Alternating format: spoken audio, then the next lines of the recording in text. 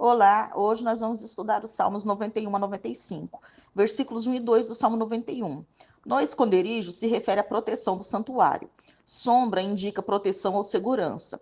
O onipotente é um nome para Deus que descreve sua dupla função como provedor e protetor. A segurança do salmista é garantida pela presença do Senhor. Refúgio é um lugar de segurança e a fortaleza protege do ataque. Versículo 3. Peste perniciosa mostra o temor que o salmista tinha de enfermidades físicas. O laço do passarinheiro parece ser uma metáfora para a armadilha, para os planos daqueles que odeiam o justo. Versículo 4. A imagem de asas faz alusão aos querubins em volta da Arca da Aliança. O Senhor cobre o salmista, afastando-o de perigos. Asas, termo simbólico para manto, indica proteção. Aqueles que buscam a proteção divina serão escudados por sua fidelidade. Versículos 5 e 6. Terror noturno pode ser uma referência a pragas que poderiam varrer do mapa um acampamento inteiro. Peste inclui enchente, fome, granizo, fogo e qualquer coisa que ameace animais e seres humanos. A mortandade é geralmente personificada como sendo um demônio. No pensamento do Oriente Antigo, havia uma conexão entre espíritos malignos e enfermidades. O salmista procura um abrigo seguro contra ladrões, animais selvagens, perseguidores e enfermidades, ameaças que existiam na escuridão. Versículo 7. Se o salmista estivesse cercado por doença, a que seus vizinhos sucumbiram, ele experimentaria preservação na mão do Senhor. Versículo 8. Embora o salmista fosse poupado, ele testemunharia o pagamento do Senhor aos ímpios. Deus executa o juízo na proporção da medida do mal praticado. Versículo 9. A palavra hebraica para habitação sugere um lugar remoto e protegido. Versículo 10. A palavra praga, que pode ser infecção, golpe, infestação, reforça o conceito de grave ameaça física. Versículos 11 e 12. Os anjos do Senhor atuam como seus mensageiros e agentes do seu poder fora do santuário. Esses seres divinos possuem um poder superior, inclusive a capacidade de proteger o povo do Senhor de perigos. Em Mateus 4, versículo 6, o diabo cita estes versículos em uma manobra para fazer Jesus buscar uma demonstração do cuidado dos anjos para que todos os judeus vissem, atirando-se do pináculo do templo, o que sem dúvida atrairia para Jesus um grande número de seguidores entre o povo. Jesus denuncia a ideia como um teste contra Deus. Esse é, sem dúvida, um desvio intencional da passagem do Salmo, que não encoraja os fiéis a se colocarem em perigos desnecessários. Versículo 13. As metáforas do leão predador e da serpente venenosa sugerem criaturas que perseguem suas presas ou ficam à espreita. No Oriente Antigo, os deuses eram geralmente retratados como criaturas. O leão e a cobra também podem ser imagens para pessoas inclinadas a prejudicar os fiéis, ou talvez os agentes demoníacos que inspiram prejuízo. Versículos 14 a 16. Aqueles que conhecem o nome de Deus estão num relacionamento pactual com ele. O Senhor livra, protege, responde, glorifica, dá abundância e mostra a sua salvação pela preservação e bênção de Israel. Agora nós vamos estudar o Salmo 92. Versículos 1 a 3 do Salmo 92. Altíssimo é um título para Deus que expressa sua soberania sobre toda a terra. Deuteronômio 6 ensina o povo de Deus a falar da sua palavra dia e noite, refletindo sobre sua benignidade e fidelidade pactuais na presença da família e da comunidade. A pessoa sábia tem prazer em meditar na palavra regularmente. A criação dá testemunho do cuidado constante de Deus. As obras de Deus são seus grandes feitos ao criar o mundo e ao cuidar de seu povo, e isso deve ser celebrado com louvores acompanhados de instrumentos musicais como a lira e a harpa.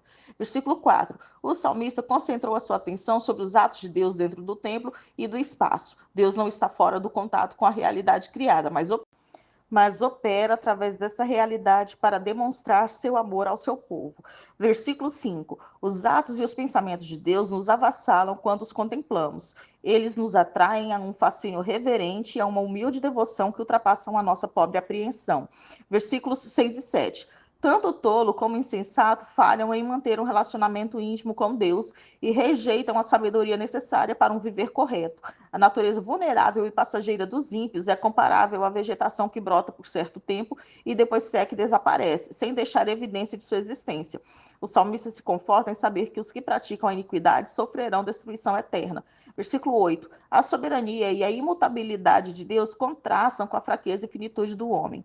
Versículo 9. Este versículo descreve o julgamento sobre os ímpios como se fosse uma derrota na batalha. Quando meditava sobre a grandeza e a justiça de Deus, o salmista chegou à conclusão firme de que os ímpios serão destruídos. Versículo 10. Exaltas o meu poder é uma expressão simbólica que indica vitalidade e poder restaurados. Derramas sobre mim o óleo fresco, pode significar consagração para o serviço, mas aqui provavelmente se refere a um ato de hospitalidade que simboliza favor.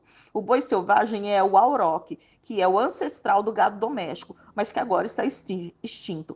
O animal era conhecido por sua força e seus chifres eram eficientes para espetar. Versículos 12 a 15, o justo floresce e cresce forte como as árvores, ao passo que o ímpio floresce e logo seca como a erva, como no versículo 7. O Líbano era conhecido por seu suprimento abundante de cedros usados em construções.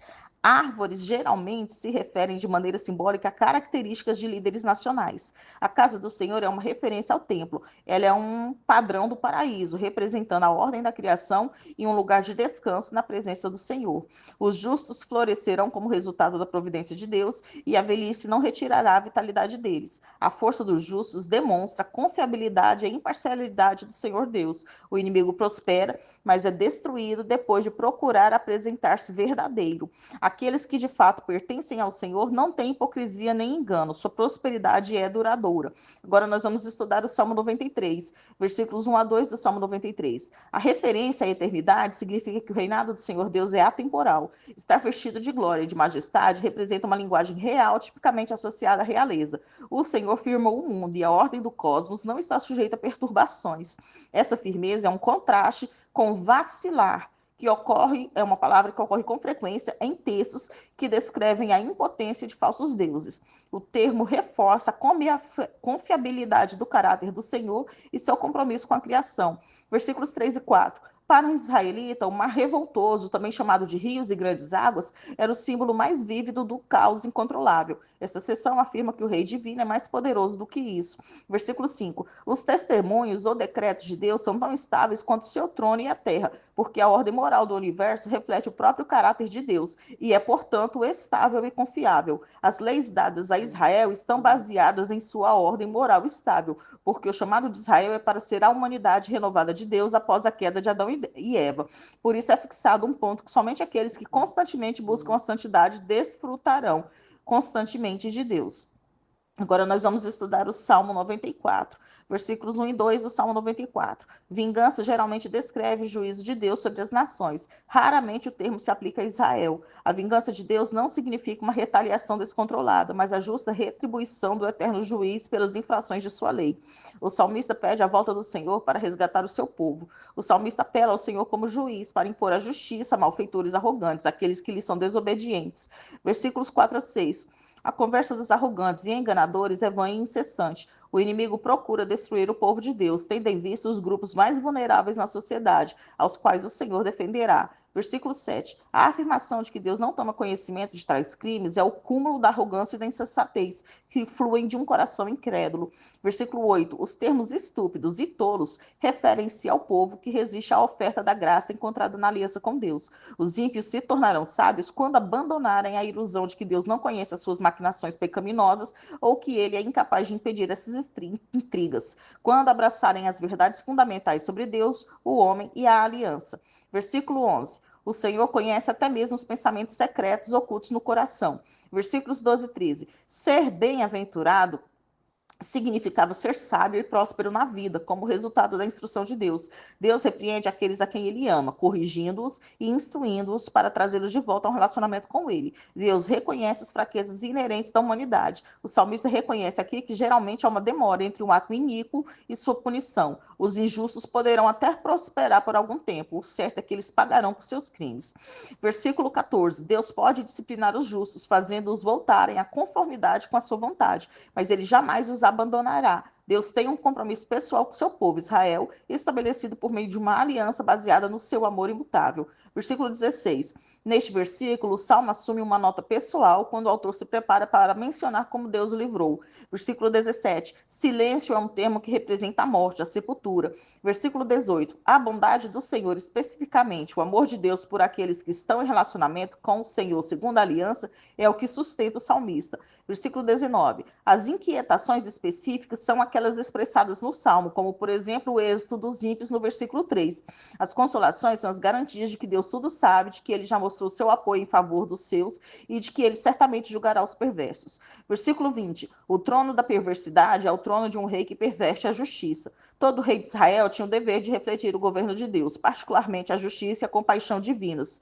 O salmista referiu-se aqui a um rei israelita que não buscava a vontade de Deus. A referência à lei por pretexto é o caso de governantes corruptos que promulgam leis que perseguem os justos e permitem a impiedade, o que é claramente contrário à vontade de Deus. Versículos 22 e 23. O versículo 22 mostra Deus abrigando os crentes. O versículo 23 é sobre a destruição final dos ímpios, o extermínio da iniquidade. Agora nós vamos estudar o Salmo 95. Versículo 1 do Salmo 95. O rochedo da nossa salvação é uma expressão metafórica que indica garantia e segurança. Também descreve o caráter imutável de Deus. Versículo 3. Essa é uma maneira poética de negar a existência de outros deuses que existiam apenas como estátuas, não como pessoas. Versículos 4 e 5. Deus entende coisas incompreensíveis, como os fundamentos da terra, as profundezas do abismo ou seus próprios caminhos. O poder de Deus se estende desde as profundezas do mar às alturas dos montes. O mar e a terra seca pertencem a Deus, pois ele os criou. Versículo 6. O mesmo Deus que criou o mundo também criou a humanidade. Tanto o cosmos como a humanidade prostram-se diante do seu Criador. Versículos 7 a 9. O Senhor que criou o mundo também criou Israel. Em Isaías 43, ele exerce um duplo papel de criador e pastor. Aqueles que realmente pertencem ao Senhor ouvirão a sua voz e lhe atenderão. Endurecer o coração é torná-lo lento e não responsivo a Deus, e dessa forma fortalecê-lo na incredulidade. O nome Meribá, que significa contenda, e o nome Massá, que significa tentação, foram dados por Moisés ao local em que Deus proveu água da rocha depois que os israelitas lhe tentaram, em Êxodo 17, versículo 7.